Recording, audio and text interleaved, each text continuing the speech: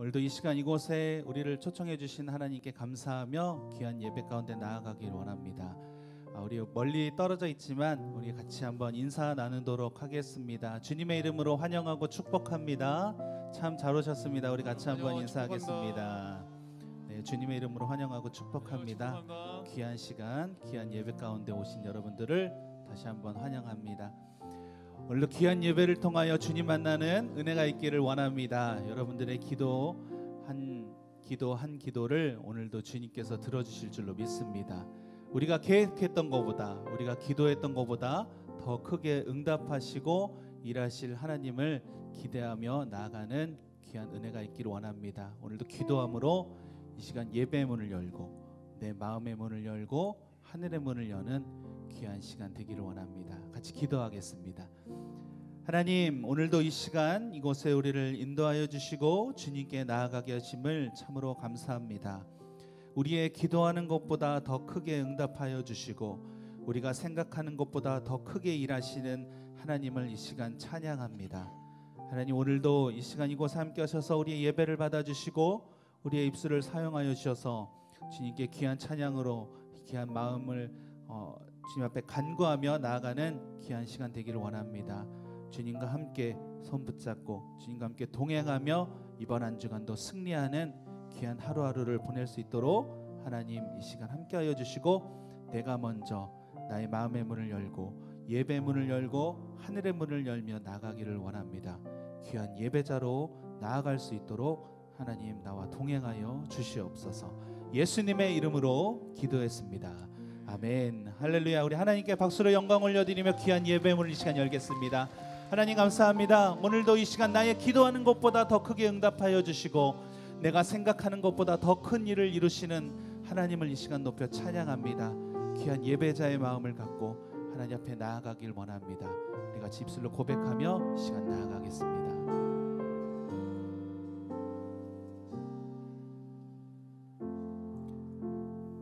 우리 같이 찬양하겠습니다. 나는 하나님을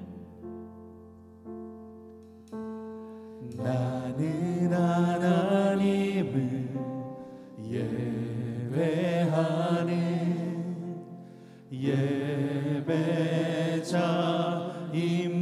예배자입니다. 내가 서 있는 곳 어디서나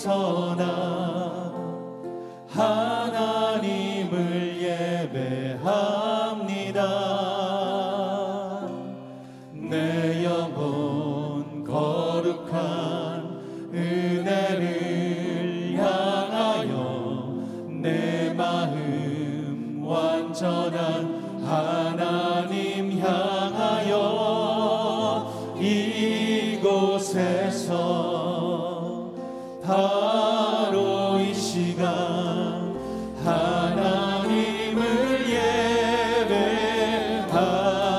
예배합니다. 내 영혼 거룩한 은혜를 향하여 내 마음 완전한 하나님 향하여 이곳에서 바로 이 시간 하나님을 예배하. 우리 한 번 더 고백합니다. 내 영혼 거룩한 은혜를 향하여 내 마음 완전한 하나님 향하여 이곳에서 바로 이 시간 하나님을 예배함. 내가 원하는 한 가지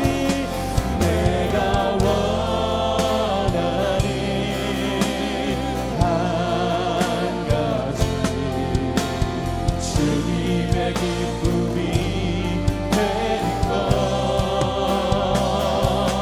내가 원하니 한 가지 주님의 기쁨이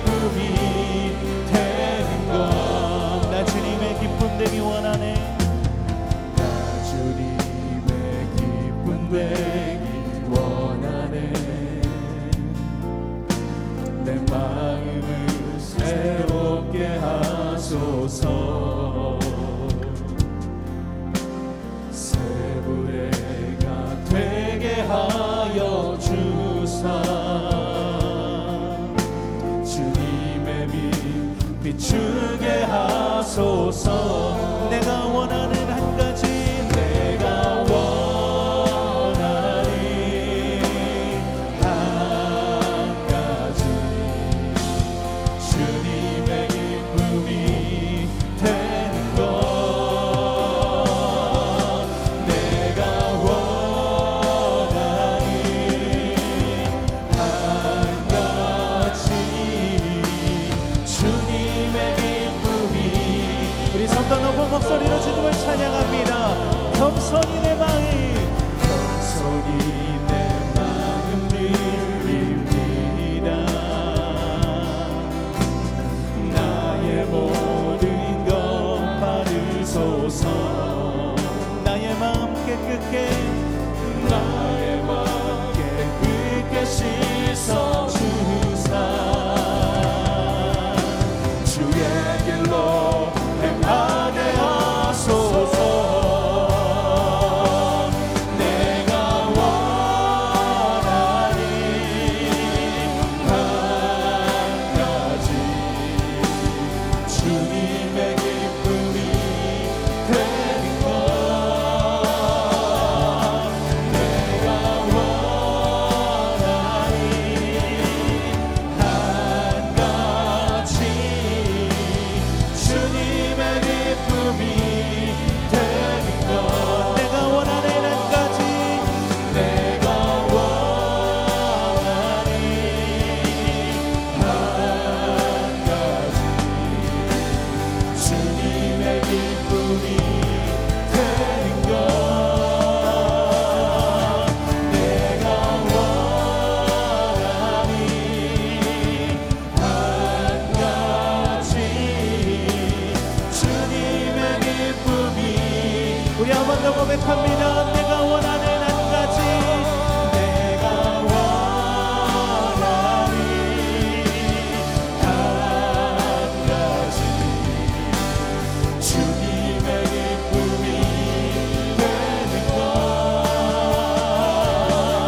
내가 원하는 한 가지, 주님의 기쁨이. 우리 마지막으로 한 번 더 고백합니다.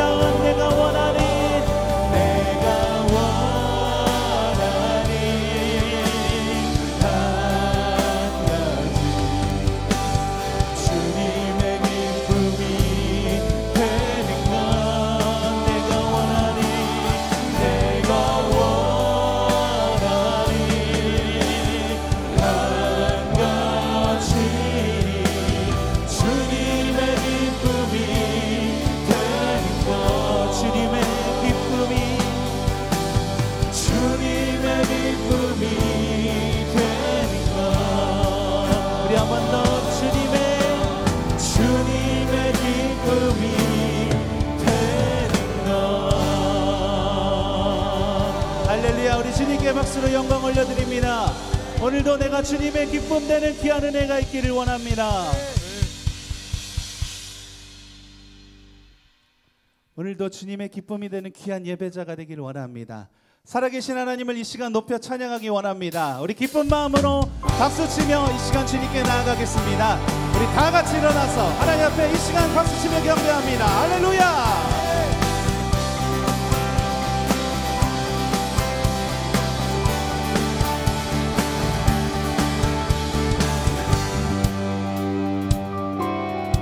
우리가 찬양하겠습니다. 주 하나님 독생자, 주 하나님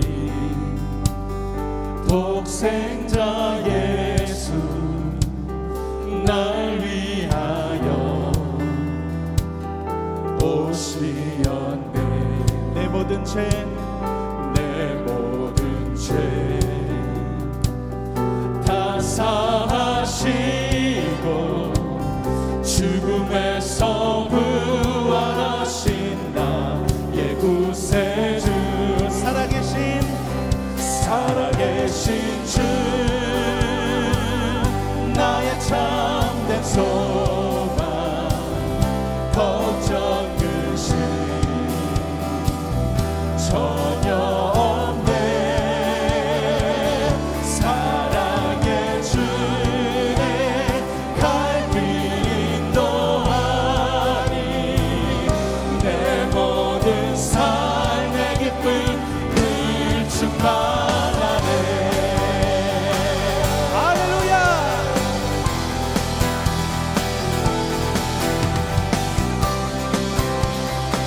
우리 계속해서 주님께 찬양하겠습니다. 주 안에서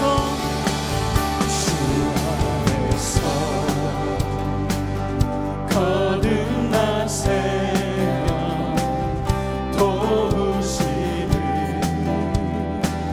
주의 사랑 참 기쁨과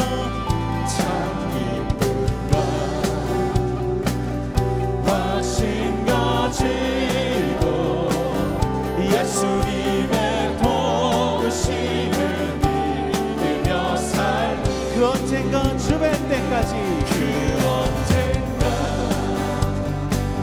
주의 때까지 주를 위해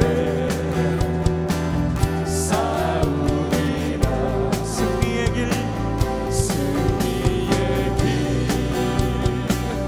멀고 험해도 주님께서 나의 앞을 지켜주시니 살아계신 주 나의 참된 소망 걱정 근심 전혀 없네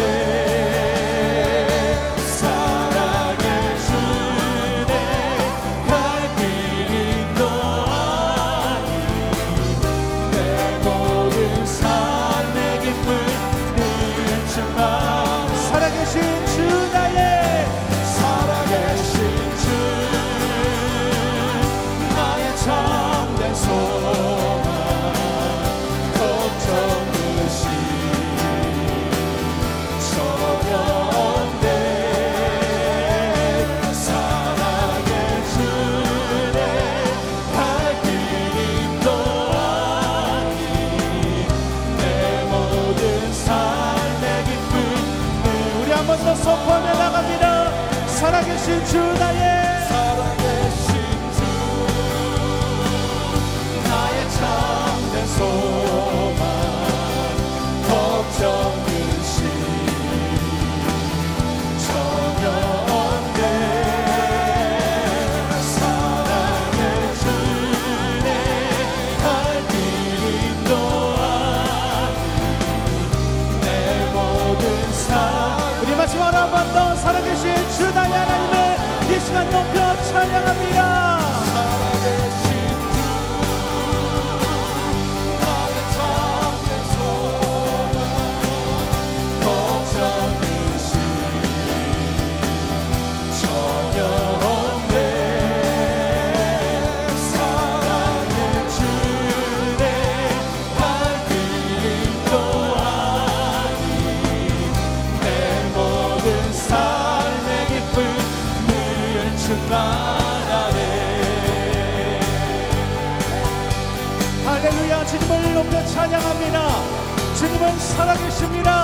주님의 이름으로 이 시간 더욱더 크게 외치며 나아갑니다. 할렐루야.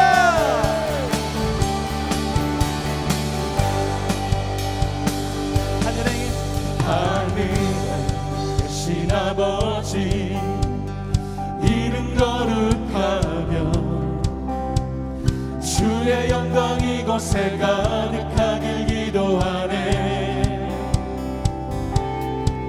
하늘에 계신 아버지 주 이름 더 외치며 주의 영광 이곳에 가득하길 기도하네. 찬양해 새 노래로 찬양해 새 노래로 찬양해 새 노래로 주님께 주님의 나라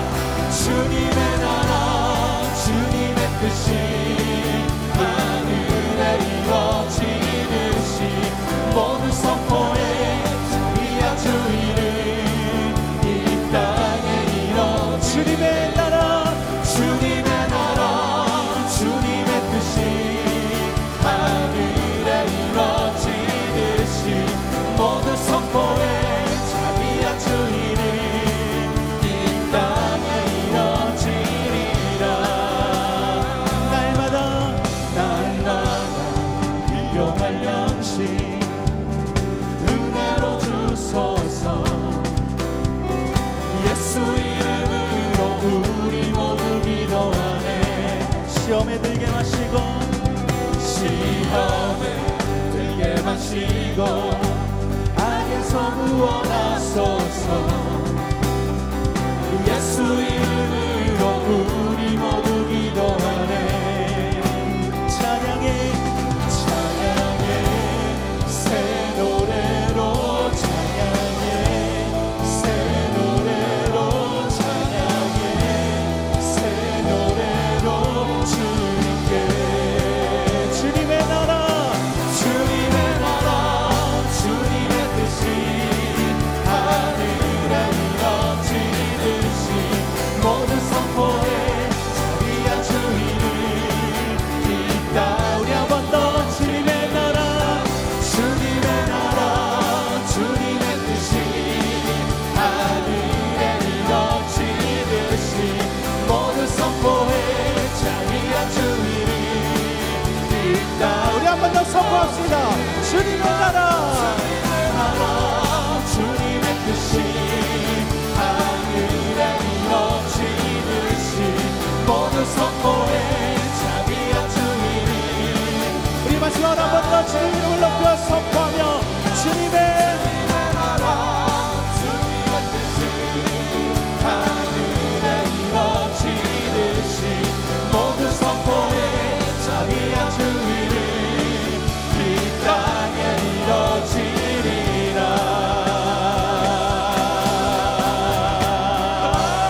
할렐루야. 주님의 이름을 높여 찬양합니다. 주님의 이름이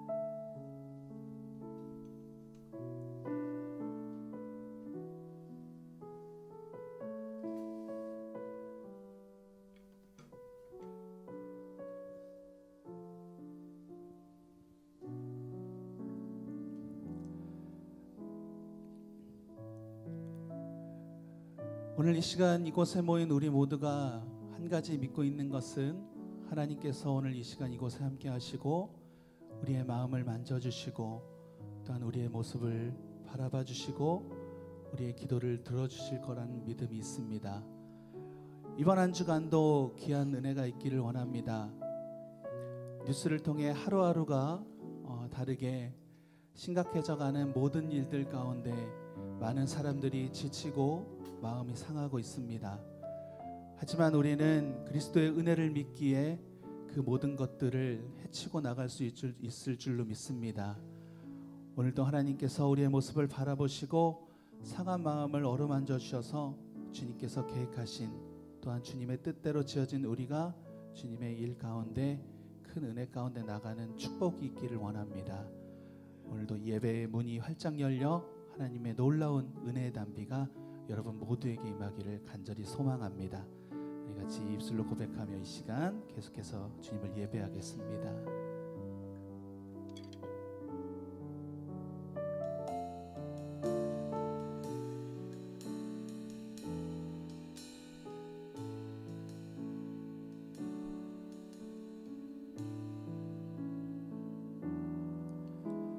주 나의 모습 보네 상한 나의 맘 보시네 주 나의 눈물 안에 홀로 울던 날 하시네 주 나의 모습 주 나의 모습 보네 상한 나의 맘 보시네 주 나의 눈물 안에 홀로 울던 나 마시네 세상 소망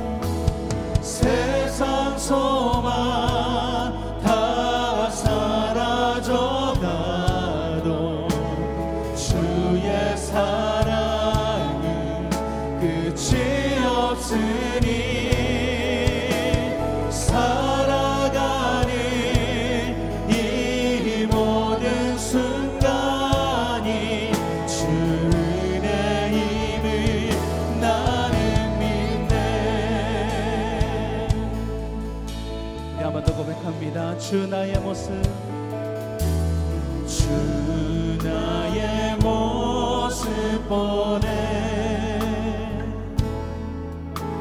상한 나의 맘 보시네 주 나의 눈물 안에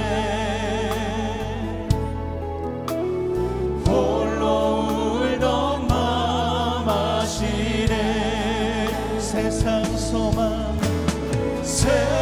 소망 다 사라져가도 주의 사랑이 끝이 없으니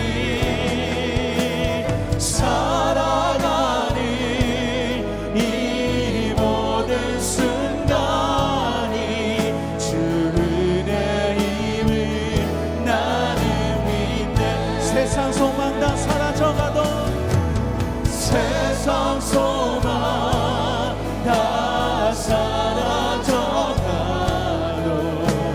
주의 사랑이 끝이 없으니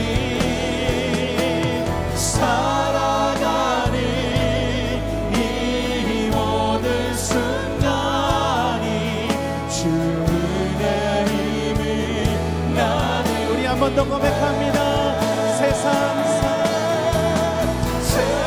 소망 다 사라져가도 주의 사랑이 끝이 없으니 살아가는 이 모든 순간이 주 은혜임을 우리 마지막으로 한 번 더 고백합니다 세상 소망 다 사라져가도 세상 소망 다 사라져가도 주의 사랑이 끝이 없으니 살아가는 이 모든 순간이 주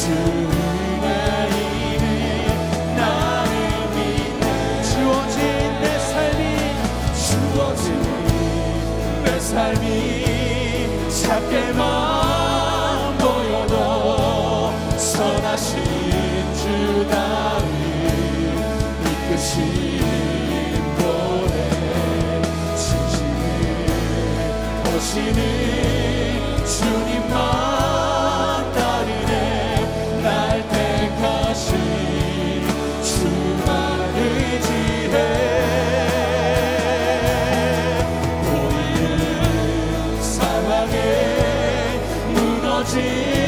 무너질지라도 예수 능력이 나를 붙들네 보이지 않아도 주님만 따르네 내 평생 주님을 노래하리 주어진 내 삶이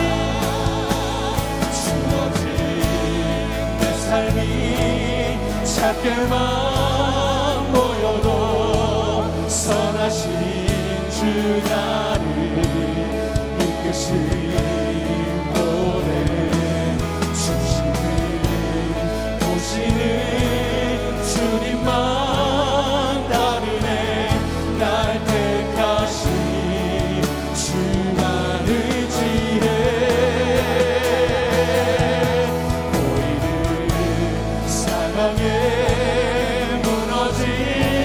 무너질지라도 예수 능력이 나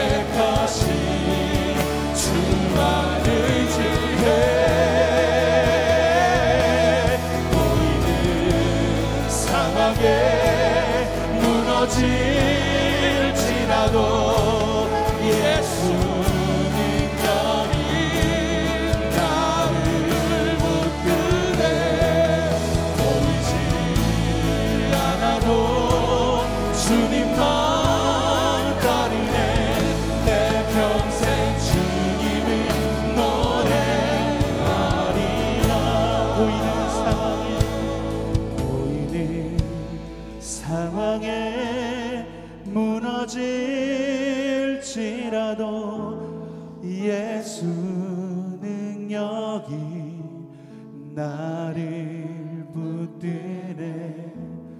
보이지 않아도 주님만 따르네. 내 평생 주님을 노래하리라.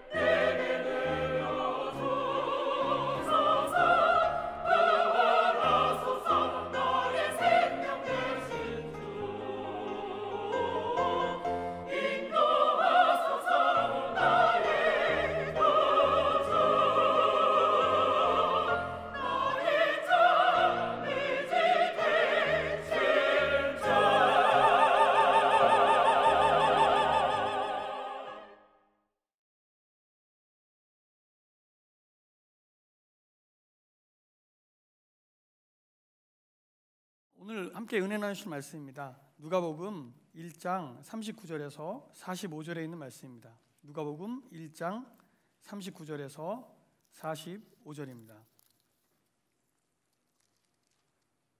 봉독해 드리겠습니다.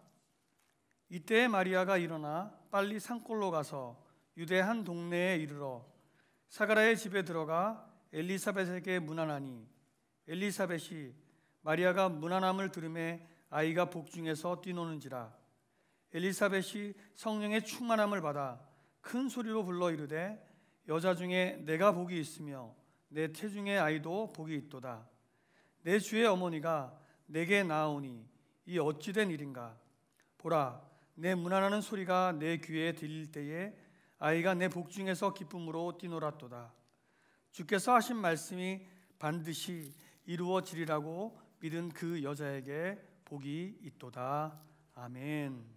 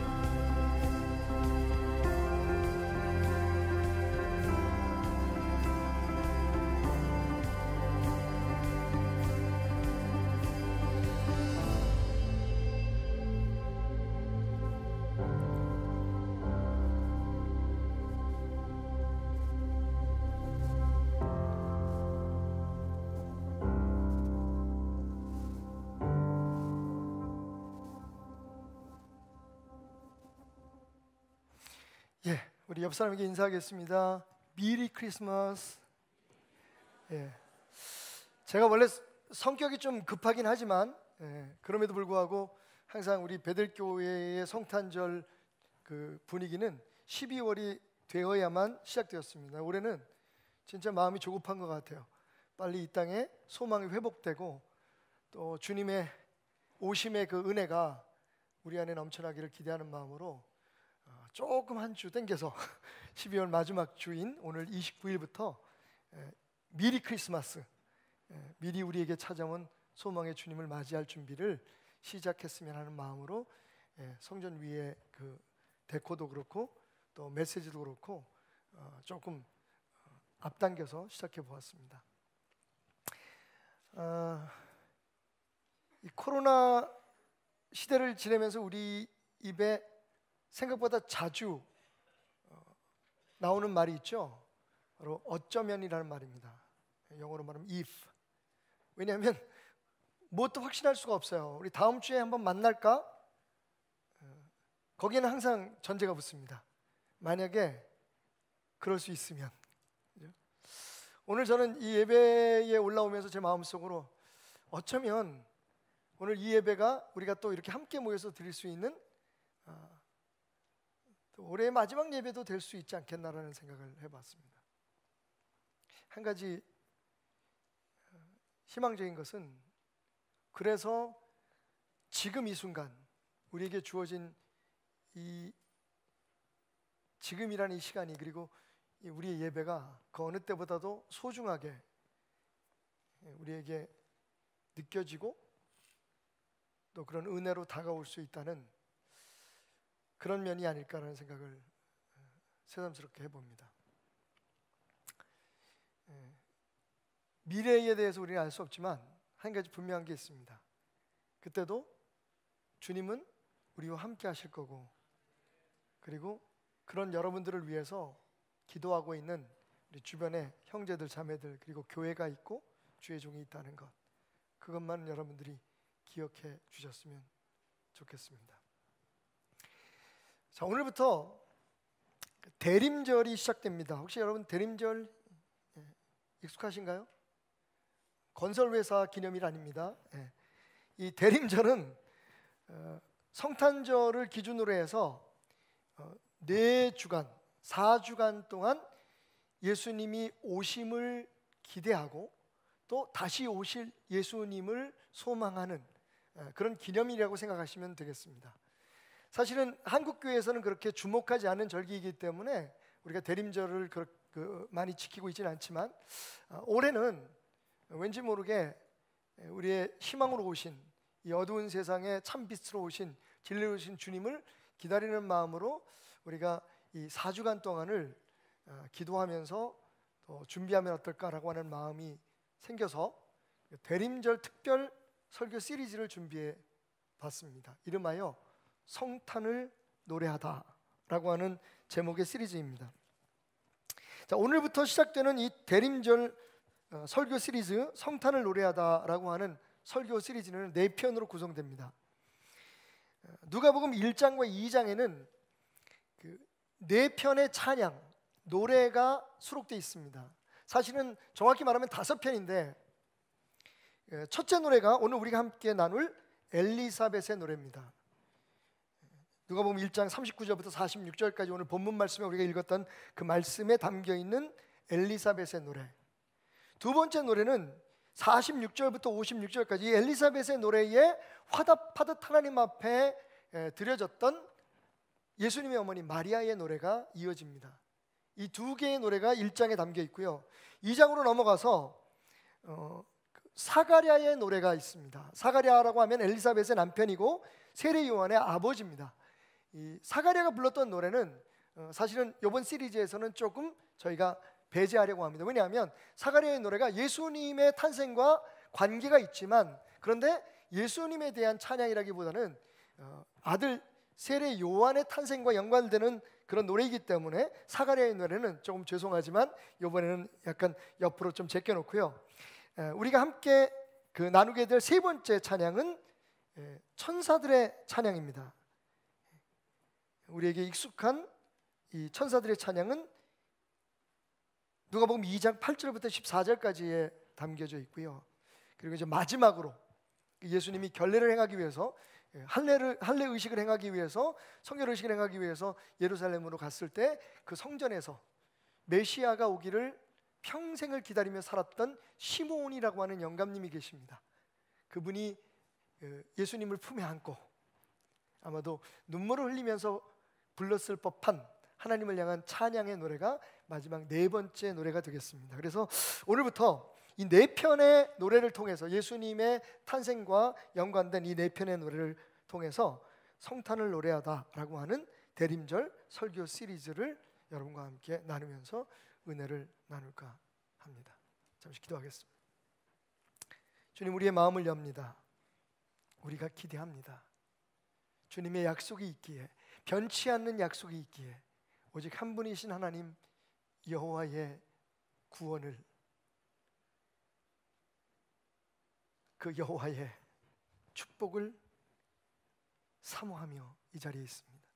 오늘부터 시작되는 이 성탄을 노래하다 시리즈를 통해서 주님이 이 땅에 오신 참된 이유와 목적들, 그리고 성탄을 우리가 그 성탄을 어떻게 보내야 하며 또 이 성탄을 통해 우리의 삶이 어떻게 목표되어야 되는지 깨닫는 은혜의 시간들이 될 수 있도록 하나님 함께하여 주옵소서.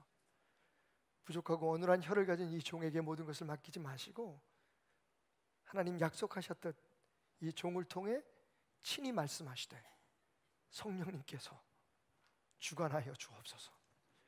예수님의 이름으로 기도드렸습니다. 아멘. 자, 대림절이 되면 4주 동안에 4개의 촛불을 하나씩 켜면서 한 주 한 주를 우리가 준비합니다.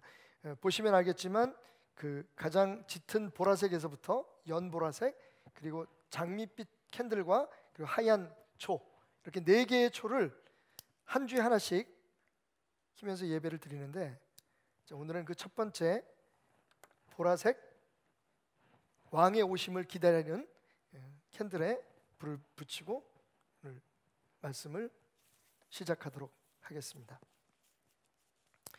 지금부터 약 100년 전 이 땅에 파란 눈의 한 선교사가 죽음을 맞이합니다. 그녀는 평생토록 결혼도 하지 않고 혼자 살면서 이 조선이라고 하는 생면부지의 사람들이 살고 있는 이 땅에 주님의 부르심을 받고 찾아와서 22년 동안 나병 환자, 그리고 폐병 환자들, 그리고 이 땅의 고아들과 과부들을 위해서 살아가다가 광주 한 병원에서 마지막 임종을 맞이합니다. 그녀를 통해서 소망을 보았고 예수님을 알았고, 그리고 실제적으로 죽음에서 생명을 얻었던 많은 사람들, 통곡하며 그녀를 천국으로 보냅니다. 그 중에는 감히 그 자리에도 참석할 수 없었던 한센병 환자들, 문둥병자들도 다수 있었습니다. 그녀의 이름은 엘리자베스 조하나 쉐핑이라고 하는 여인입니다. 오늘 우리가 함께 나누는 첫 설교의 제목이 엘리사벳의 노래입니다. 영어로 하면 엘리자베스. 어쩌면 그녀의 이름이 그래서 더 의미가 있을지도 모르겠습니다. 오늘 우리가 함께 나눌 이 엘리사벳의 노래에 앞서 동일한 이름을 가지고 이 땅에 왔던 푸른 눈의 여 선교사의 이야기로 말씀을 열어볼까 합니다. 함께 보시죠.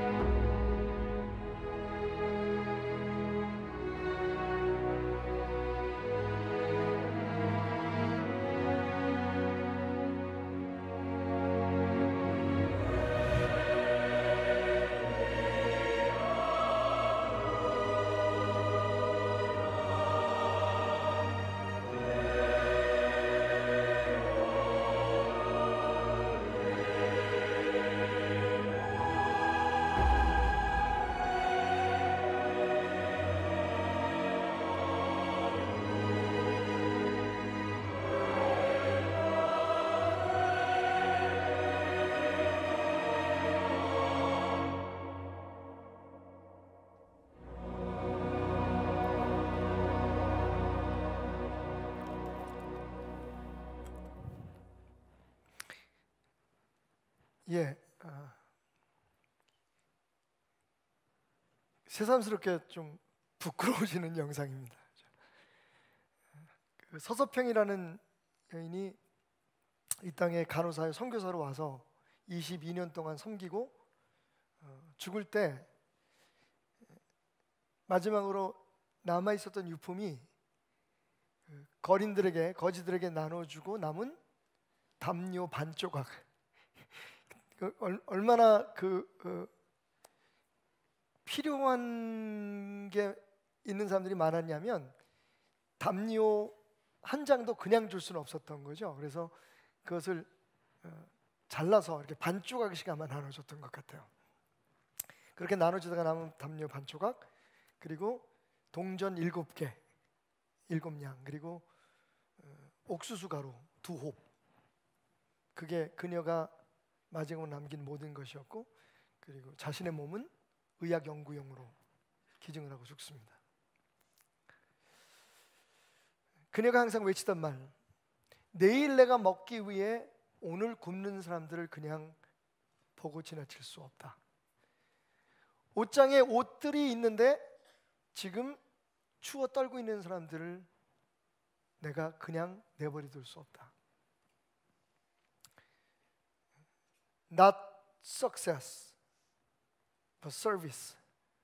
나는 이 세상에 성공을 위해서 온 사람이 아니라 섬김을 위해서 왔다. 사실 서서평이라는 여인은 독일의 비스바덴이라고 하는 조그만 도시 어떤 부잣집 정원에 딸려 있는 움막에서 태어났습니다. 왜냐하면 그의 어머니가 하녀였고, 그 집이 하녀였고, 그리고 아버지가 누구인지를 밝힐 수 없는 미혼모였기 때문입니다. 그렇게 태어난 이 쉐핑은 엄마에게 처음으로 버림을 받게 되죠. 그 하녀 생활에 너무 고달프고 지친 엄마는 어린 딸을 3살에 할머니의 집에 맡기고 미국으로 돈을 벌겠다고 도망을 갑니다. 그리고 얼마 있지 않아 어머니도 죽죠. 그녀가 9살 때 일이었습니다. 할머니가 돌아가십니다. 혼자서 그때부터 살아야 했고 견뎌내야 했고, 그렇지만 열심히 산 그녀는 이제 어느 정도 나이가 돼서 미국에 가서 살고 있는 어머니를 찾아 나섭니다. 그리고 어머니를 만나죠. 근데 거기서 2번째 버림을 받습니다. 어머니는 캐톨릭 신자였고, 어머니가 살고 있는 가정은 캐톨릭 신자였고, 그리고 서서평이라고 하는 이 여인은, 이 소녀는 개신교도였기 때문입니다. 참, 어떻게 보면 종교라는 게 뭔지, 그죠? 다 예수님을 믿는다고 하면서 왜 그랬을까? 우리가 질문을 던지지 않을 수 없는 장면이지만 어쨌든 첫 번째 버림보다 2번째 버림이 더 아팠을 것 같습니다. 그러나 그녀는 거기에서 좌절하지 않습니다. 신학교에서 공부를 하고, 그리고 간호대학에 들어가서 간호사가 됩니다. 그러다 어느 날 주님의 부르심을 받죠. 한 번도 가보지도 못하고 알지도 못하고 들어보지 못한 조선이란 땅에 선교사가 필요하고 특별히 간호사가 필요하다는 이야기를 듣고 그녀는 무작정 배를 타고 조선을 향합니다. 그게 지금으로부터 약 98년 전의 일이었습니다. 그녀는 한 번도 결혼한 적이 없고 가정을 꾸린 적이 없습니다. 그녀에게는 함께 살았던 나병 환자 부모가 버린 아이가 유일한 아들이었고, 그리고 13명의 입양한 딸들과 함께 가족을 이루어 살아갔으며 38명의 과부와 함께 매일매일의 삶을 지탱하면서 그녀의 사역을 감당합니다. 그리고 22년 만에 광주 한 지역에서 임종을 맞이하죠.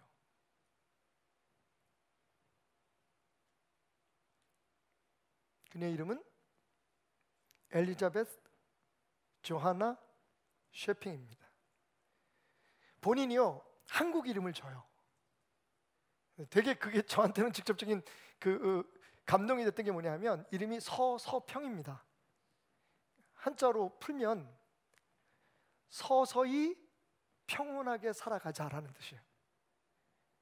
그녀는 자기 자신이 굉장히 성격이 급하고 그리고 굉장히 즉흥적이라는 것을 알고 하나님 내 이름처럼 살아가게 해주십시오. 처음 부모로부터 받은 이름, 엄마로부터 받은 이름은 어쩔 수 없지만 자기 스스로가 정한 이름은 천천히 평온하게 라는 뜻을 가진 서서평이었다고 합니다. 사람들은 그녀를 다시 태어난 예수님이라고 불렀다죠.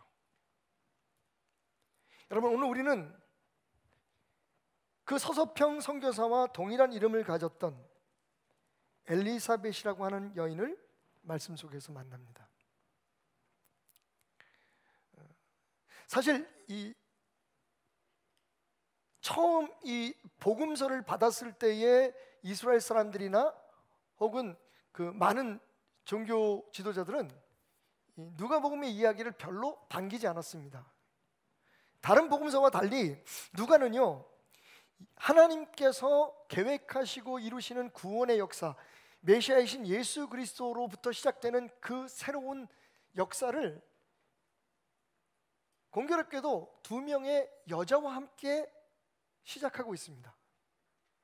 여러분 알다시피 유대 문화라든지 전통이라든지 아니면 그 당시의 주변 문화가 그렇게 여성들을 우대하거나 여성들의 가치를 존중하는 시대가 아니었습니다. 특별히 이 말씀을 읽었던 유대 크리스천들은 더 그랬겠죠. 그런데 정말 누가는 거침없이 아마 그가 헬라 문화에서 교육을 받았고 그리고 그 당시에 의사라는 직업을 가지고 있었기 때문에, 지금으로 말하면 좀 개화된 사람이었기 때문에 그랬는지도 모르겠지만, 아니 사실은 하나님의 분명한 의도가 있었다고 생각합니다. 누가복음의 예수님 이야기는 두 여인으로부터 시작합니다. 그것도 말도 안 되는 일을 겪은 두 여인 말이죠. 그 첫 번째 여인이 오늘 이 노래의 주인공인 엘리사벳입니다. 오늘 엘리사벳의 노래 우리가 함께 나누었던 누가복음 1장 39절부터 42절까지의 말씀, 46절까지의 말씀. 자, 이 말씀을 통해서 우리가 배우게 되는 진정한 성탄의 의미는 무엇일까요? 성탄의 정신은 무엇일까요? 그건 바로 성탄절은 위로의 계절이라는 겁니다. Season of comfort. 여러분, 마리아를 한번 생각해 볼까요? 오늘 그 엘리사벳의 노래가 그가 숲속에서 남편과 함께 숨어 살던 때에 그 집을 찾아온 마리아라고 하는 젊은 소녀. 사실은 나이로 볼 때 우리가 추측할 수 있는 건 마리아가 한 17살에서 18살쯤의 나이였을 거라고 생각합니다. 그런데 그녀가 남자하고 한 번 동침도 하지 않고 정혼을 한 상태에서 지금 임신을 한 겁니다. 그런 마리아가 찾아간 곳이 어디였냐면 바로 이 엘리사벳이라고 하는 여인이 자기 남편과 급한 그런 어떤 그 갑작스러운 상황에서 언어 장애를 입은, 다시 말하면 말을 하지 못하는 제사장이었던 남편과 함께 숨어 살던 숲속의 움막으로 이 마리아라는 처녀가 찾아옵니다. 처녀이지만 어머니인 거죠. 우리 표현으로 하면 미혼모인 겁니다. 그 마리아를 보는 순간 성령의 감동을 받아서 외친 노래가 하나님을 향해서, 그 마리아를 향해서가 아니라 일어나는 상황 앞에서 너무 감격하고 감동해서 외쳐 부른 노래가 바로 오늘 이 엘리사벳의 노래인데, 이 엘리사벳의 노래를 중심으로 해서 이 사건을 우리가 되돌아보면 그 성탄의 이야기를 시작하는 이 첫 장에 나와 있는 이야기가 우리에게 주는 메시지의 핵심은 위로입니다. 위로.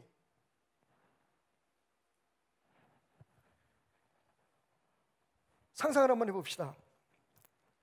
만약 여러분이 마리아였다면 할 수 있는 일이 무엇이었을까요? 어디로 갈까요? 자, 지금 우리하고도 좀 상황이 많이 다릅니다. 지금 뭐 우리도 마찬가지지만 제가 언젠가 그런 말씀을 드렸어요. 이 예수님의 탄생 사건에 가장 충격을 받았던 사람은 어쩌면 마리아의 친정 아버지였을 것이다. 혹은 어머니였을 것이다. 상상을 한번 해보십시오. 어느 날 딸이 오더니 아빠, 엄마 드릴 말씀이 있어요. 뭐냐? 어떻게 그 요셉하고는 잘 돼가고 있지? 자, 우리 결혼 준비하고 있으니까 너 그때까지 몸 간수 잘하고 정말 신부 수업 잘해야 된다. 요즘 요리 공부하고 있니? 요즘 바느질도 공부하고 있니? 뭐 이런 얘기들을 하면서 딸이 무슨 얘기를 할까 기대하고 있는데 딸이 갑자기 이렇게 얘기하는 겁니다. 근데 아빠, 엄마 나 임신했어요. 어? 아니 요셉 이놈의 새끼. 아니요, 요셉이 아니고요.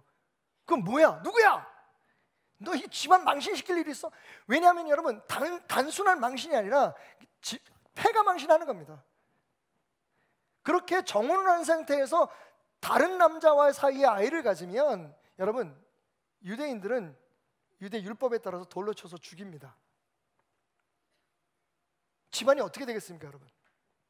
평생 그 집안은 그런 딸을 가졌던 집안으로 아마 그 동네에서 더 이상 살 수 없는 그런 상황이 벌어질 겁니다.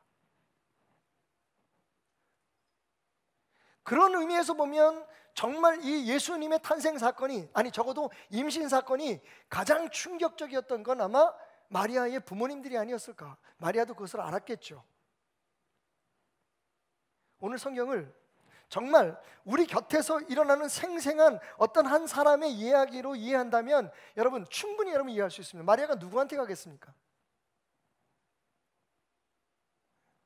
자신은요 천사 가브리엘이 한 얘기를 어쨌든 믿음으로 받아들였어요. 충격적이었지만 어쩔 수 없었습니다. 왜? 그건 하나님의 결정이었고 하나님께서 그렇게 하시겠다고 천사를 보내서 말씀하시니 이 비천한 종이 주의 뜻대로 되기를 소원합니다. 그냥 수용할 수밖에요. 그런데 문제는 지금부터입니다. 그 젊은 처녀가 자기 자신과 그 가정에 무슨 일이 일어날 것을 아는데 그걸 누구에게 가서 이야기를 하겠습니까? 얼마나 답답했겠습니까? 얼마나 버거웠겠습니까? 비록 그것이 하나님이 하시는 일이라고 할지라도 한 인간으로서 그것을 수용하는 것은 정말로 어려웠을 것입니다. 그런 그녀가 찾아간 곳이 바로 엘리사벳이었습니다. 사실 엘리사벳은 마리아의 친족이기도 합니다. 친척입니다. 그래서 우리가 엘리사벳이 낳은 6개월 전에 낳은 예수님이 탄생하시기 전에 6개월 전에 낳은 세례 요한과 예수님이 사촌지간이다 라고 얘기하는 근거가 거기 있습니다. 근데 여러분 엘리사벳이 정말 넉넉하고 마음이 넓은 그런 할머니라서 엘리사벳에게 마리아를 보내셨을까요, 하나님이? 아닙니다, 여러분. 이미 여러분들이 성경을 잘 알고 있듯이 엘리사벳은 마리아에게 일어난 일을 충분히 이해할 수 있는 사람이었습니다. 왜? 자기 자신도 정말 상상할 수 없는 일을 지금 경험하고 있기 때문입니다. 자, 엘리사벳의 이야기를 좀 들어볼까요? 어느 날 남편인 사가랴, 정말 제사장 집안입니다. 엘리사벳 자신도 아론의 자손이라고 얘기하고 있습니다. 다시 말하면 이게 딸로 태어났으면 그렇지 아들로 태어났으면 제사장이 될 사람이에요. 엘리사벳도. 남편은 사가랴 제사장이었습니다.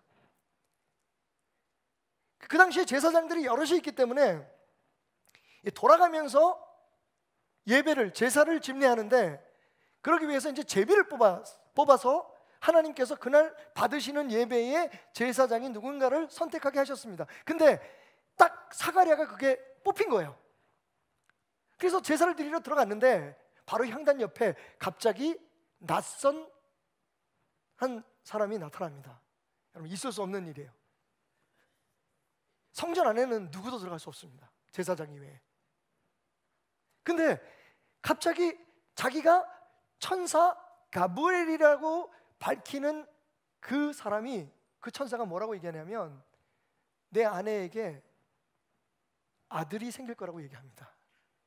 진짜 미치고 펄쩍 뛸 일입니다. 왜냐하면 이미 그때 사가랴의 나이와 엘리사벳의 나이는 아이를 가질 수 없을 만큼 노쇠한 상태였기 때문입니다. 그것을 쉽게 인정할 수 없었겠죠. 그래서 약간의 불신의 마음을 가지고 대하는 사가랴에게 천사는 말합니다. 그 일이 이루어지기까지 너는 이제 말을 하지 못하게 될 거다. 여러분,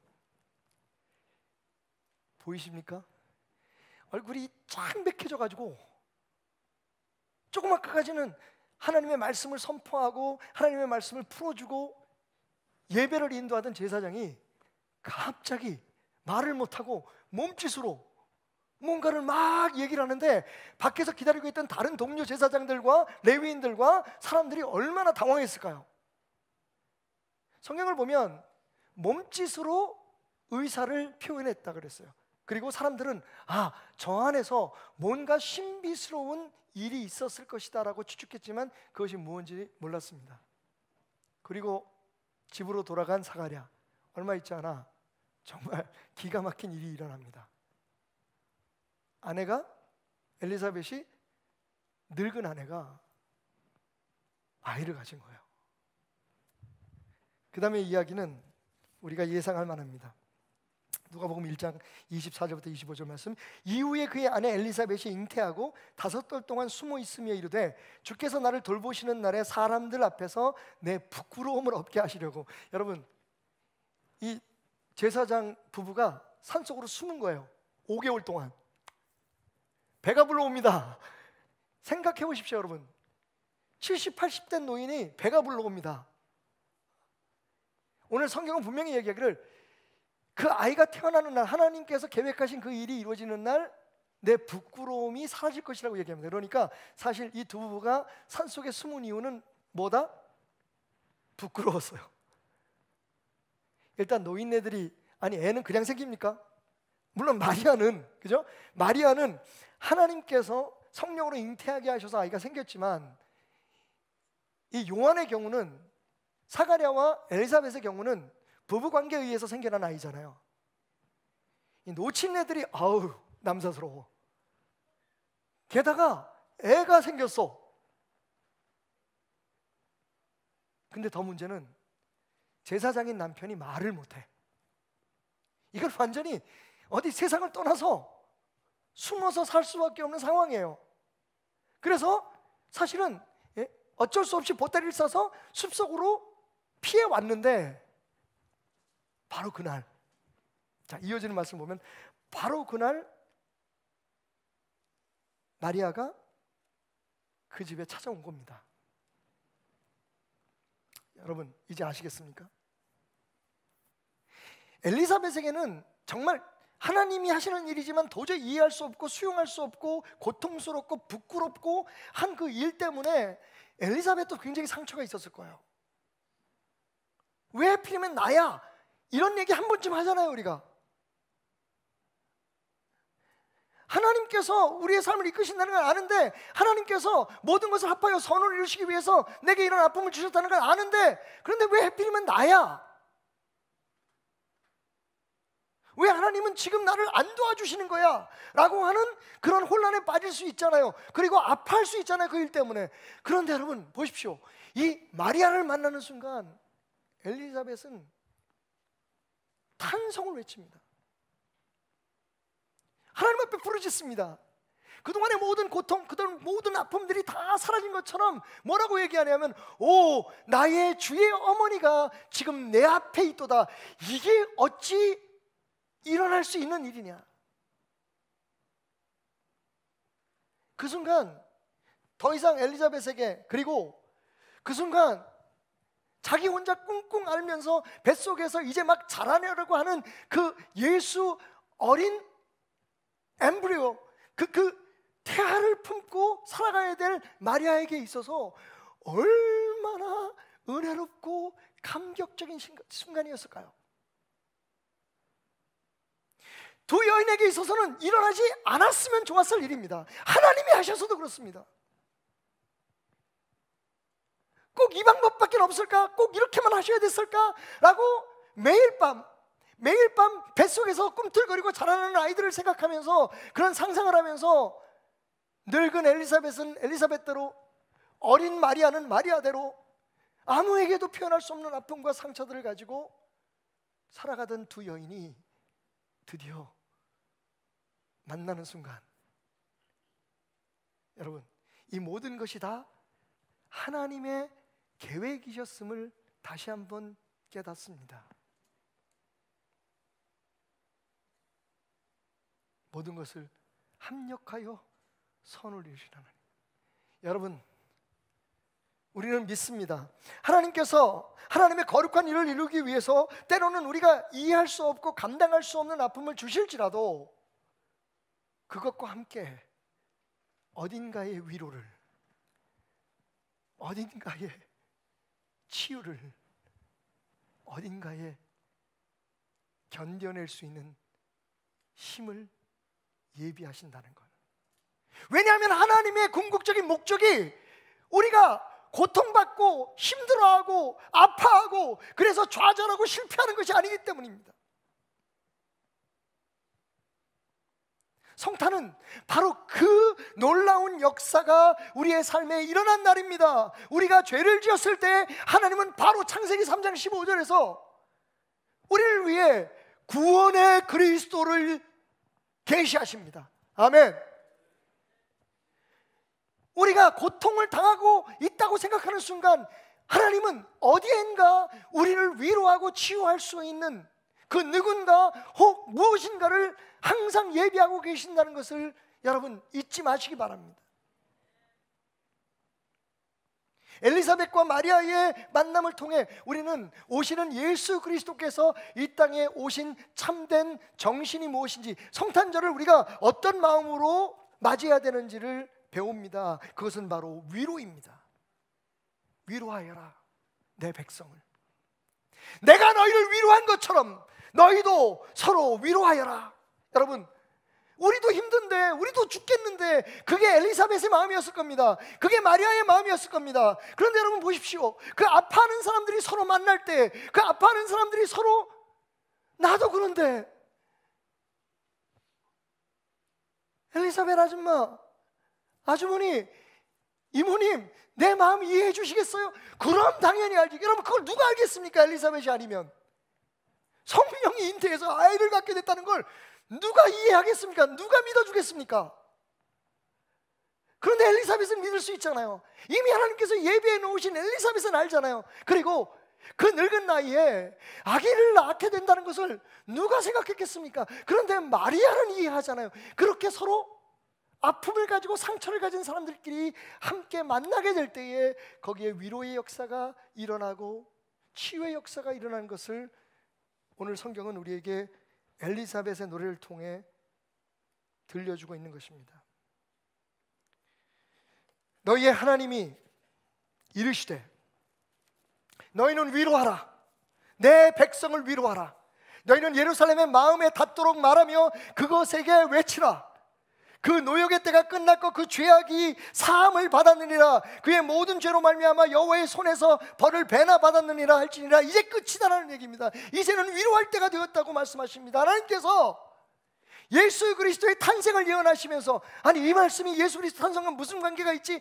여러분, 바로 이어지는 다음 구절을 보십시오. 저는 지금 이사야 40장 1절부터 5절까지의 말씀을 읽고 있는데 3절에 뭐라고 얘기하냐면, 외치는 자의 소리여 이르되 너희는 광야에서 여호와의 길을 예비하라. 사막에서 우리 하나님의 대로를 평탄케 하라. 여러분, 이 말씀을 들을 때 우리는 이것이 누구에 대한 예언인지 알잖아요. 누구입니까? 세례 요한에 대한 예언이잖아요. 그러니까 이 이사야 40장 1절부터 5절까지의 말씀은 오실 예수님을 예비하기 위해서 올 세례 요한에 대한 예언과 함께 우리에게 주어집니다. 예수님이 오시면, 예수님이 오신 이유가 뭡니까? 우리를 위로하기 위해라고 말씀하십니다. 지난날에 죄로 인해서 아파하고 우리의 실수와 잘못으로 인해서 고통받던 사람들, 이제 그 모든 노역이 끝났다. 너희들이 겪어야 될 모든 아픔은 끝났다. 너희가 회개해야 될, 너희가 갚아야 될 모든 것은 다 끝났다. 나는 너희를 위로하기 위해서 온 너희 하나님이다. 그러니 나를 믿는 너희들도 온 세상에 저 땅끝까지 그 위로를 선포하라.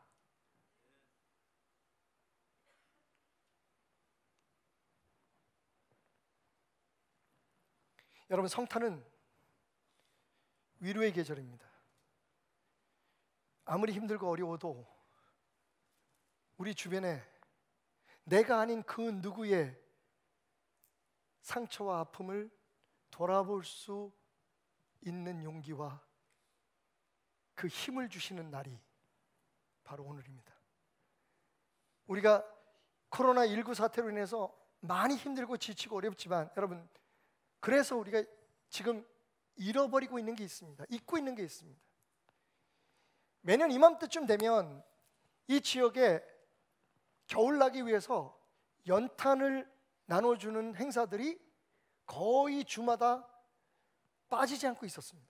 지금 이때쯤이면 가장 활발하게 김장도 잠가주고 연탄도 나눠주고 여러 가지 그 방한 제품들을 나눠주는 그런 행사들이, 그래서 그런 일이 있을 때마다 항상 전화가 와서 우리 교회 주차장을 사용할 수 있느냐고 하는 부탁들을 많이 받아왔는데 올해는 딱 한 건이에요. 그것도 연탄 나누기 운동본부라고 하는 딱 한 곳에서 연락 오고 그 다음에 연락도 없고 그런 행사를 보지를 못했습니다.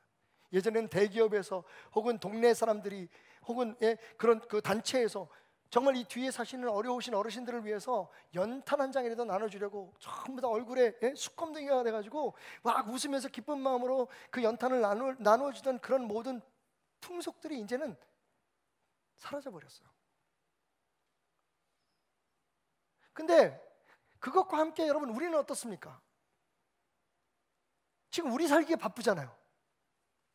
내일 당장 무슨 일이 일어날지 모르잖아요. 내 자식들 보호해야 되고 우리 가정 보호해야 되고 우리 교회가 어떻게 될지 궁금하고. 그런데 여러분, 그 와중에 정말 우리가 놓치지 말아야 할 참 성탄의 정신들이 여전히 우리 안에 살아있는지를 두들겨 물어봐야 합니다.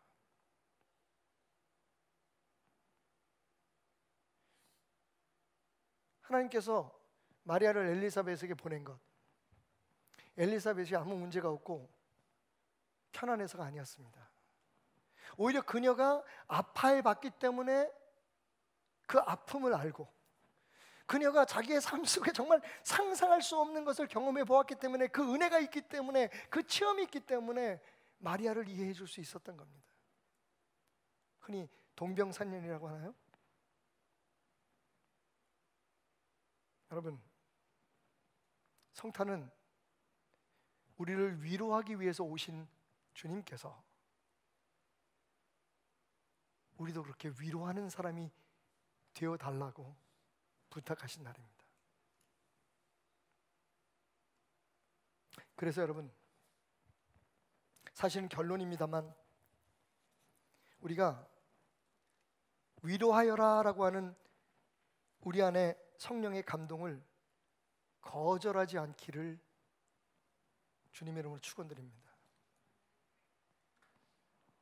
오늘 이 설교는 사실 특별한 설교가 아니에요. 그래서 저는 이미 여러분 안에 있는 그 마음을 깨워드리기 위해 오늘 이 말씀을 이 자리에 들고 나왔습니다. 우리 그렇게 살았잖아요.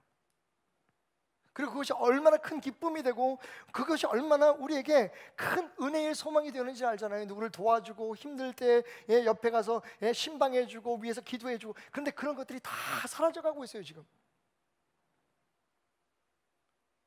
저는 여전히 우리 안에 그 옛날 서서평 선교사의 마음속에 역사하셨던 그 성령님,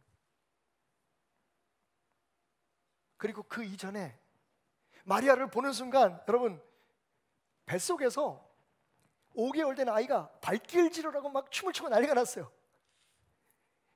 요한은 이제 막 그 한 남자를 알지 못하는 마리아라고 하는 소녀의 자궁 안에서 자라나고 있는 그 조그만 세포 하나에 반응한 겁니다. 그리고 성령님께서 감동을 하세요. 바로 알아봅니다. 자기 소개를 하기도 전에 이미 그 여인이 누구인지, 그 여인 안에서 이제 막 자라나기 시작한 그 생명이 무엇인지. 그래서요 고백합니다. 내 주의 어머니가 내 앞에 있도다. 어찌 이런 일이 있을 수 있겠느냐. 이게 꿈이야 생시야. 내가 도대체 무슨 복이 있어서 하나님을 잉태한, 예수 그리스도 메시아를 잉태한 이 여인을 내가 맞이할 수 있게 되었는고. 이전의 모든 고통과 아픔 다 사라지죠. 그렇게 말하는 마리아를 보면서, 엘리사벳을 보면서 여러분, 마리아는 뭘 느꼈을까요? 여러분, 이보다 더 좋은 위로가 어디 있어요? 누구한테 얘기도 못해. 얘기를 해도 믿지도 않아. 넌 미쳤니? 어떻게 결혼도 안 했는데, 어떻게 동침도 안 했는데 애가 생겨? 지금도 그렇게 얘기하는 사람들이 있는데, 그런 정말로 말도 안 되는 상황에서 누군가 나는 믿어 마리아, 네 뱃속에 있는 그 아이가 성령으로 잉태해서 이 세상에 오시는 메시아란다 라고 그것을 확인해주고 인증해주는 그 엘리사벳의 말 한마디에 여러분, 마리아는요 정말 그 동안에 자신을 누르고 있던 모든 짐과 모든 두려움이 다 사라지고, 그래서 그 다음부터 마리아의 찬가, 매그니피카시라고 하는 마리아의 노래가 아름답게 울려 퍼지기 시작하는 겁니다. 이번 성탄에는 주님의 오심을 기다리는 이 대림절 기간에 여러분 안에 그 성령이 깨어나시기를 주님으로 축원드립니다. 사실은 표현이 좀 이상하죠. 성령이 깨어나는 게 아니라 우리가 그 성령님의 지속적인 감동과 역사 앞에 반응하기를 주님으로 축원드립니다. 여러분, 우리는 하나님의 영이 거하시는 거룩한 성전입니다. 우리 안에 성령님이 계십니다. 그 성령님은 쉬지 않고 끊임없이 역사하시고 일하고 계십니다. 이 계절에 오늘 이 말씀을 통해서 우리에게 주시는 그분의 음성은 위로하랍니다. 너 힘들지? 너 어렵지? 그래서 더욱더 주변 사람들, 힘들고 어려운 사람들을 돌아보고 너의 위로를 기다리는, 너의 도움을 기다리는 사람 곁에 다가가라고, 그들에게 마음을 열라고 성령님은 말씀하고 계십니다. 여러분, 이사야가 한 메시아의 예언 중에 우리가 또 잘 아는 말씀이 있습니다. 이사야 61장 1절, 주 여호와의 영이 내게 내리셨으니 이는 여호와께서, 이건 친히 오실 예수님에 대한 이야기입니다. 주 여호와의 영이 내게 내리셨으니 이는 여호와께서 내게 기름을 부으사 가난한 자에게 아름다운 소식을 전하게 하려 하심이라. 나를 보내사 마음이 상한 자를 고치며 포로된 자에게 자유를, 갇힌 자에게 노임을 선포하며, 여호와의 은혜의 해와 우리 하나님의 보복의 날을 선포하여 모든 슬픈 자를 위로하되, 무릇 시온에서 슬퍼하는 자에게 화관을 주어 그 죄를 대신하며, 기쁨의 기름으로 그 슬픔을 대신하며, 찬송의 옷으로 그 근심을 대신하고, 그들이 의에 나무고 여호와께서 심으신 그 영광을 나타낼 자라 일컬음을 받게 하려 하심이라. 여러분, 저는 이 마지막 부분이 너무 좋아요.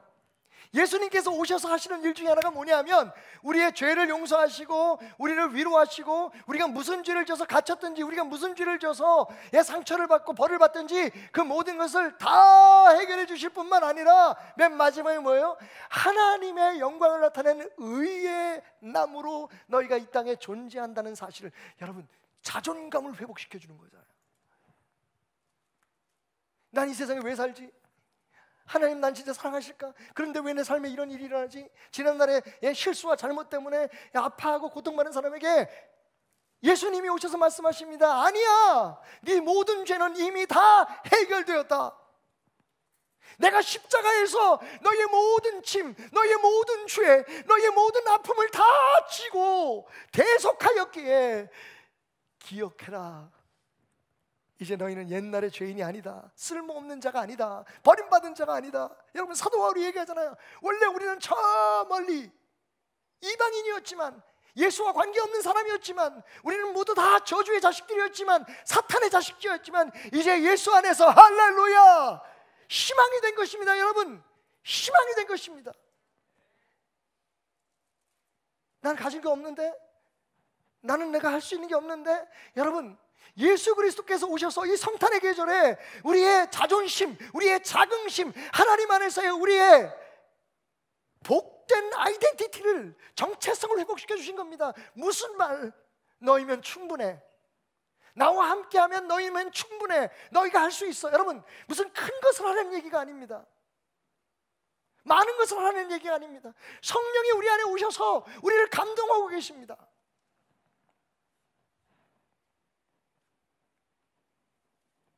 기억하십시오. 이 엘리사벳의 노래를 통해서 우리가 발견하는 정말 놀라운 마지막 나머지 은혜, 부스러기 은혜는 바로 이것입니다. 남을 위로하는 자 위로함을 받을 것이다. 굳이 제가 여러분이 잘 알고 계시는 산상수훈을 인용하지 않더라도 여러분, 심령이 가난한 자는 복이 있다. 심령이 가난하면 그 자체가 복이 있는 겁니다. 그런데 여러분, 부수적으로 뭐가 따라옵니까? 천국이 그들의 것이 된다. 애통하는 자는 복이 있다. 여러분, 정말 세상에 힘들고 어려운 사람, 나도 힘들고 어렵지만 내 자신을 탄식하는 게 아니라 주변에 어렵고 힘든 사람들을 위해서 눈물 흘리며 애통하는 마음을 가진 자들에게는 어떤 복이 따라옵니까? 하나님의 위로가 함께한다고 말하고 있습니다. 여러분, 이 구절 한 구절이, 이 외침 하나가 그것을 증명합니다. 자, 다시 말씀드리지만 엘리사벳이 뭐라고 얘기했다고요? 성령에 충만해서 하는 말이, 너무 기뻐서 하는 말이, 와, 나의 주 하나님의 어머니가 내 앞에 있도다. 내가 무슨 복이 많아서. 아니, 아마 그렇게 생각했을지 몰라요. 내가 만약에 내 삶에 정말 없었으면 좋을 법했던 그 일들이 없었다면 내가 지금 이곳에서 메시아의 어머니를 만날 수 있겠는가? 이 얼마나 놀라운 은혜인가? 성탄은 그렇게 남을 위로하고 남을 축복할 때 그 위로와 축복이 나의 것이 된다는 것을, 하나님은 그런 나에게 위로하시고 축복하시는 분이라는 것을 깨닫게 해줍니다. 성탄은 Season of Comfort, 위로의 계절입니다. 그리고 지금 당신의 위로를 기다리는 마리아는, 아니 엘리사벳은 생각보다 가까이에 있습니다.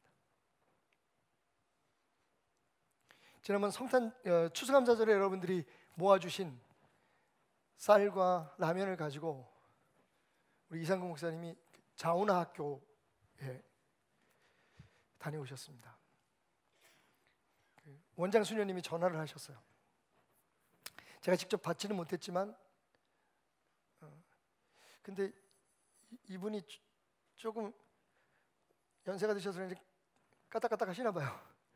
예전에 하셨던 얘기를 똑같이 하더라고요. 우리가 몇 년 전에 트럭에 가득 채운 쌀을 갖다 준 적이 있었어요. 그때도 똑같은 말씀 하시는데 뭐라고 말씀하시냐면 개신교회에서 이렇게 선물을 가져온 적이 없었습니다.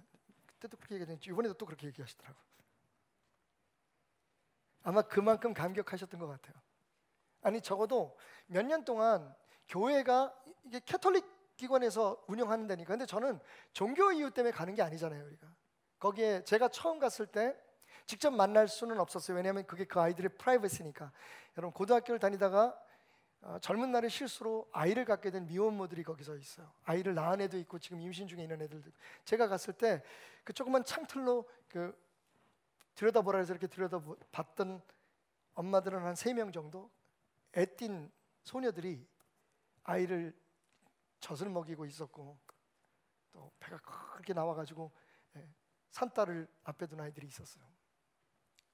제가 동네 일 때문에 거기를 잠깐 들렸다가 굉장한 감동을, 제 안에서 성령님의 감동을 받았어요. 여러분, 그 아이들이 어린 나이에 왜 그런 짓을 했을까?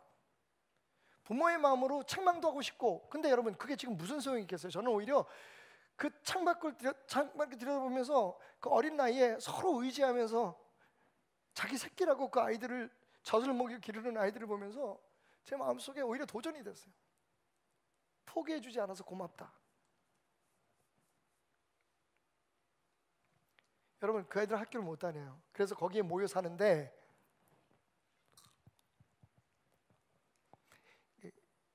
정부에서 인정된 기관이 아니라 가지고 정식으로 그 공부하고 이런 수업 과정을 다 인정받지 못해서 아이를 낳고, 그리고 이제 그 문제들이 해결되면 이 아이들은 다시 학교를 복학을 하거나 아니면 검정고시를 쳐야 돼요. 여러분 아시다시피 15, 16살의 어린아이들이 아이를 갖고 낳고, 멀리 뭐 마리아를 이야기하지 않아도 여러분 이게 얼마나 고통스러운 일이고 얼마나 큰 용기가 필요한 줄 알아요. 근데 많은 어른들은 그 아이들이 잘못했다고 야단을 치기에 바빠요. 어떻게 세상이 이렇게 돌아가냐고. 그런 자기들은, 우리 솔직히 얘기해 봅시다. 솔직히 저는 그런 생각을 가졌어요. 물론 이 아이들이 한 것에 대해서 우리가 뭐 칭찬하고 그럴 수는 없지만 이미 지나간 일들이에요. 만약 예수님을 만난다면 예수님 뭐라 그럴까요?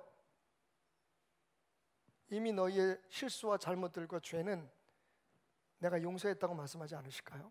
근데 우리는 그 예수님을 닮아간다고 그 예수님을 배우는 교회라고 얘기하면서 정죄하기에 바빠요. 왜냐? 그렇게 하면 내가 더 거룩해 보이니까. 여러분, 그 아이들은 그게 삶이에요. 정말 기가 막힌 건 뭐냐면, 그렇게 아이를 낳아서 중고 사이트에 20만 원에 팔겠다고 내놓는 그 말도 안 되는 윤리가 문제고, 그 가치관이 문제고,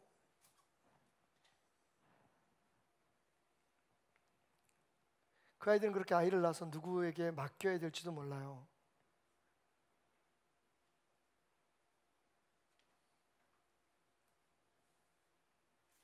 밖에 드러내지도 못하고 학교는 당연히 못 가고, 부모님들하고의 관계는 어떨지 모르겠어요. 저는 진짜 심각할 것 같다는 생각이 너무 많이 들어요. 그러니까 거기 와서 살지. 예수님이라면 어떻겠을까? 그리고 정말로 감당할 수 없는 은혜와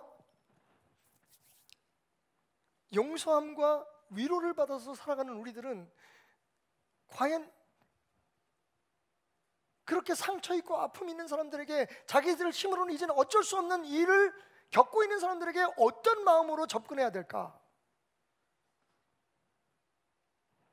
제가 생각할 때 지금 이런 상황에서 제일 쉬운 게 누구를 판단하고 누구를 정죄하는 일인 것 같아요.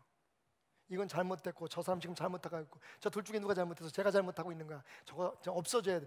여러분, 진짜 이 시간 이 성탄절에 우리가 해야 될 건, 우리 안에 치유됐건 아니면 여전히 남아있던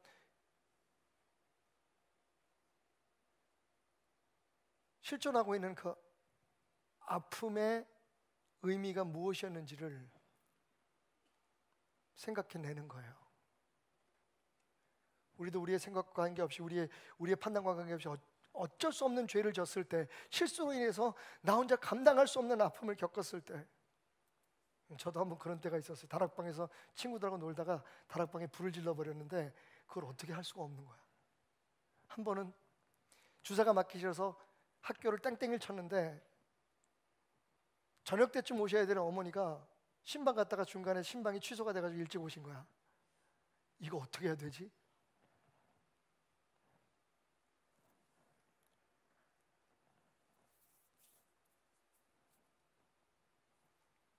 어머니 지갑에서 몰래 돈을 꺼내서 맛있는 걸 사 먹었었던 기억들. 자라면서 남들한테 내가 좀 잘 보이기 위해서 다른 사람들에 대해서 좋지 않게 이야기하고 평했던, 비겁했던 모습들.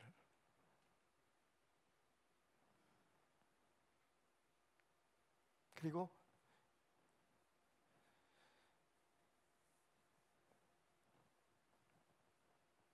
사랑하는 형제들의 마음에 뜻하지 않은 상처를 주었지만 이제는 돌이킬 수 없이 시간이 지나갔다는 아픔들.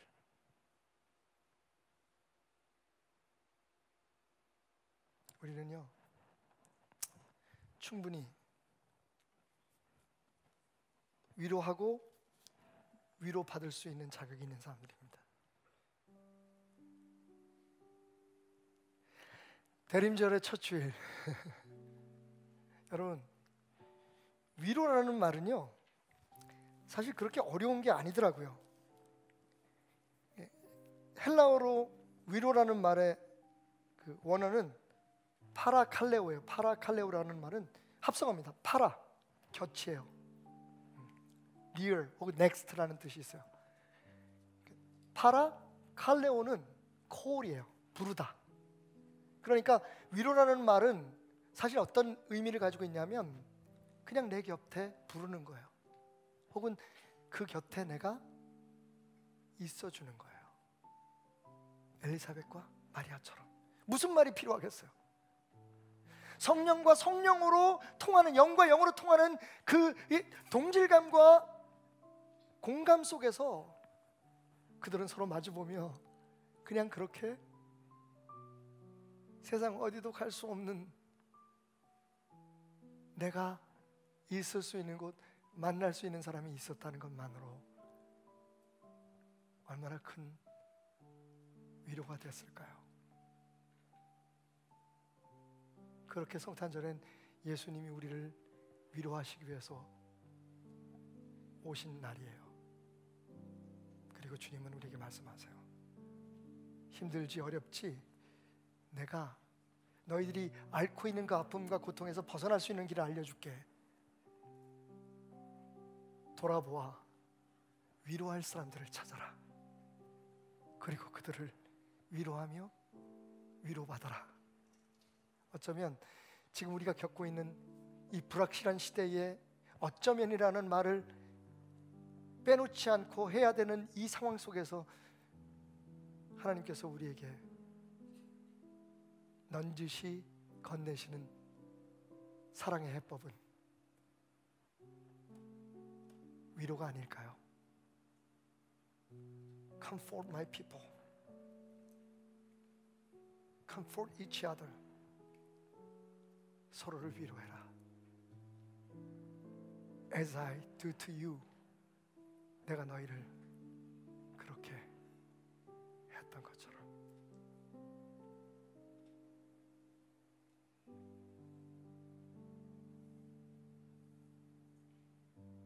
잠시 눈을 감아볼까요?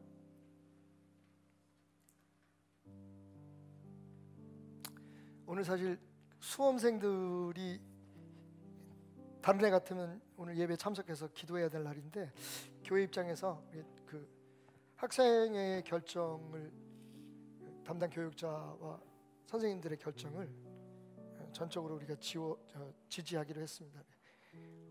아이들이 혹시 여기 와서 또 무슨 일이 생기면 뭐 그럴 일이 없지만 어쩌면 그래서 그 아이들에게는 얼마나 여러분 생각해 보세요. 그렇지 않아도 억울한데 이번 시험 보는 애들이 얼마나 억울해요. 그럼에도 불구하고 또 무슨 일이 있어서 시험을 다른 데서 격리해서 치거나 그런 어려움이 있다면 그거보다도 그 심리적으로 얼마나 불안하겠어요. 그래서 차라리 우리가 기도해주고 있다는 것을 아이들에게 알려주고 함께 기도했으면 좋겠다. 그래서 오늘 아이들을 이곳에 초청하지 않았습니다. 아이들의 이름이 아마 여기 뜰 것 같아요. 예, 여기 아이들이 이번에 시험 치는 아이들이고요. 또 그 외에 이제 그 직장을 알아보고 있는 친구들도 있어요. 취업을 위해서. 여러분 오늘 이 시간에 더 멀리 말고 가장 가까이 있는 우리 새끼들부터 위로하면서 우리도 다 한 번씩 겪어봤잖아요, 그죠? 또 동시에 하나님께서 성령님께서 역사하시는 대로 우리 안에 감동시키시는 대로 우리가 위로할 사람, 위로하라고 우리 곁에 보내주신 사람들을 깊이 생각하면서 함께 기도할 수 있는 시간이 있었으면 좋겠습니다. 우리 자리에서 일어나실까요? 다? 우리 함께 일어나서 두 팔을 벌리고 여러분 어디를 향하셔도 좋아요. 여러분 앞에 주님이 계신다 생각하면 앞으로 그 옆에 있는 여러 사랑하는 사람들과 주님 함께 하신다고 생각하면 팔을 벌려서 그리고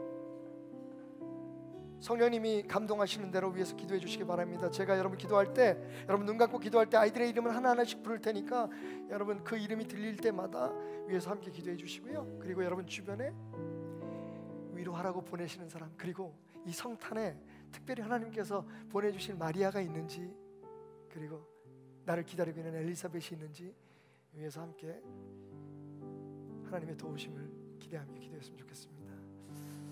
어쩌면 지금 당신 옆에 있는 그 남편이 마리아일 수 있어요. 아내가 그 당신한테 꼭 얘기하고 싶지만 혼자만의 아픔으로 안고 몸부림치는 여러분의 자녀들이 엘리사벳일 수 있어요. 여러분, 기도합시다. 함께 기도하겠습니다. 우리 오늘 좀 마스크 끼셨으니까 뭐 감동되시는 대로 크게 소리 내지 않으셔도 돼요. 은혜 되시는 대로 하나님 앞에 기도하며 나가겠습니다. 주여 주여 주여. 하나님, 김민성이를 위해서 기도합니다. 김시온이를 위해서 기도합니다. 김한민이를 위해서 기도합니다. 민경인이를 위해서 기도합니다. 우리 박현준, 설지훈, 양예성, 장원준, 강희연, 박지혜, 윤선혜를 위해 기도합니다. 유선혜를 위해서 기도합니다. 이윤서, 이예림, 조은혜와 차보배, 차성경, 최지은, 황미를 위해서 기도합니다. 이외에도 하나님, 이곳에 이름을 올리지 않았지만 아버지 하나님, 입시를 준비하고 또 아버지 하나님 새로운 날들을 개척하기 위해 하나님 기도하고 있는 아이들이 있습니다. 하나님 담대하게 하소서, 위로하소서. 하나님, 우리가 부모인데, 내가 할아버지인데, 내가 목사인데 저 아이들에게 해줄 수 있는 게 없습니다. 하나님, 내 힘으로는 아무것도.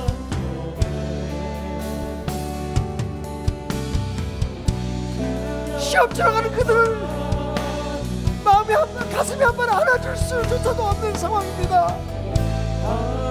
하다못해 저들의 머리에 손을 얹고 기도하는 것조차도 조심해야 되는 이 상황에서 하나님, 우리가 무엇을 할 수 있겠습니까? 하나님, 저 아이들을 불쌍히 여겨주십시오. 우리의 자녀들을 하나님 사랑해 주십시오. 그래서 우리를 보내시고 우리 교회를 세우신 줄 믿습니다. 이 시간 위로의 영이 넘쳐 흘러나기를 소원합니다. 위로의 영이 솟구쳐 넘쳐나기를 소원합니다. 하나님, 위로하소서, 위로하소서, 위로하소서. 하나님, 우리 부모님들에게도 하나님 동일한 위로의 영으로 역사하시기를 소원합니다. 우리 성도들 한 사람 한 사람에게 하나님 위로하소서. 내 백성을 위로하라 외치며 이 땅에 오신 참 빛이요 참 생명이요 참 소망이요 참 은혜이신 예수 그리스도의 위로가 우리 상처받은 가정에, 우리들의 관계 속에, 하나님, 우리가 살아가는 사람들 속에, 이 땅에 하나님 극하게 갈라져서 서로 반복하고 싸우는 이 정치판에, 하나님 이 사회에, 하나님 주님의 성탄의 은혜가, 위로의 역사가 일어나기를 소원합니다.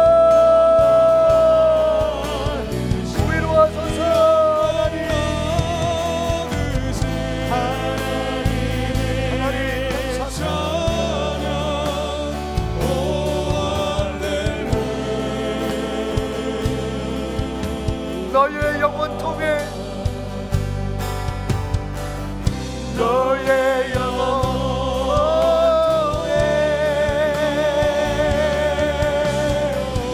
큰 영광 받으시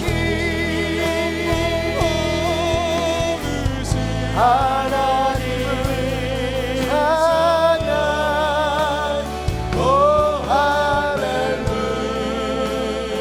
하나님을 찬양, 하나님을 찬양, 하나님을 찬양, 하나님을 찬양,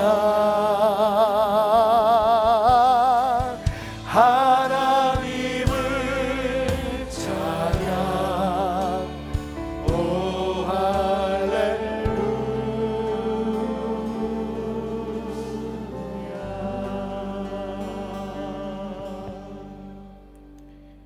하나님, 이 예배로 우리를 한 번 더 위로하시니 감사합니다. 돌아오는 다음 주는 하나님, 우리가 기대하지 않겠습니다. 오늘 주님이 함께 하시고 내일 아침 눈을 뜰 때 무대 안에 주님께서 우리와 함께 하시니 그것으로 만족하며 주님 앞에 있겠나이다. 주님과 동행하겠나이다. 그 길을 걸으며 음성 들어 순종하겠나이다. 내 옆에 울고 있는 사람, 아파하는 사람, 아니 그래도 그런 사람들은 좀 낫지요. 하나님, 아무 말도 못하고 표현도 못하고 찾아갈 사람도 없어서 아파하는 사람들이 있다면 주여, 우리의 눈을 뜨게 하시고 우리의 마음을 움직이소서. 저들을 볼 때 하나님, 엘리사벳의 마음이 감동하여 마리아를 축복하듯 우리로 보게 하소서, 알게 하소서. 잊혀졌던 사람들의 삶 속의 아픔을 느끼게 하소서. 그렇게 우리의 시간과 물질과 마음이 오시는 주님을 맞이하는 참된 선물로 예비되게 하소서. 주님 앞에 예물 드립니다. 사랑하는 이를 잃었지만 그 과정에서 베풀어 주신 하나님의 은혜와 하나님이 베풀어 주신 사랑을 생각하며 애찬한금 드리고 감사의 예물 드린 손길들이 있습니다. 감당할 수 없는 어려움 속에서도 내가 버텨낼 수 있게 하신 것이 감사해서 드린 예물도 있다고 합니다. 주실 축복을 기대하며 모든 것이 하나님의 것임을 고백하며 드린 예물도 있습니다. 이 어려운 때에 주의 종들, 나보다 힘들지 않을까? 사실은 그렇지 않은데 주의 종들을 생각하며 드린 예물도 있다고 합니다. 이름도 모르고 얼굴도 모르는 사람, 저들에게 위로가 됐으면 좋겠다고 드린 선교 헌금들도 있습니다. 하나님, 오늘 이곳에서 우리가 위로를 받습니다. 예수가 우리의 위로임을 고백합니다. 그렇게 마음으로, 삶으로 주님 앞에 받은 은혜를 고백하며 감사하는 가정 손길 그 심령에 한없는 복을 부어주시되, 위로하는 자 더 큰 위로를 베풀 수 있도록 물질도, 마음의 평안도, 가정의 화목도 허락하여 주옵소서. 오 주님, 생각해보니 우리가 누군데 오늘 하나님 앞에 우리가 있습니다. 이게 꿈인가요, 생시인가요? 내가 하나님의 자녀가 되었답니다. 하나님, 이거 진짜 레알입니까? 이 은혜 다 갚을 수 없어. 주님 앞에 이 예배와 눈물로 찬양하는, 경배하는 심령들을 기억하소서. 시험을 앞둔 수험생들과 새로운 진로를 찾아가는 젊은이들에게 축복하소서. 혼자가 아님을 잊지 않게 하소서. 어디에서나 어느 때나 하나님이 함께 하실 뿐 아니라 교회가 함께하고 주의 종들이 기도하고 사랑하는 부모들이 옆에 있음을 잊지 않게 하소서. 그리고 우리 부모들, 교회 주의 종들은 그 일을 감당하기에 부족함이 없는 지혜와 넓은 마음 있게 하소서. 예수님의 은혜와 하나님의 사랑과 성령님의 넘쳐나는 은혜가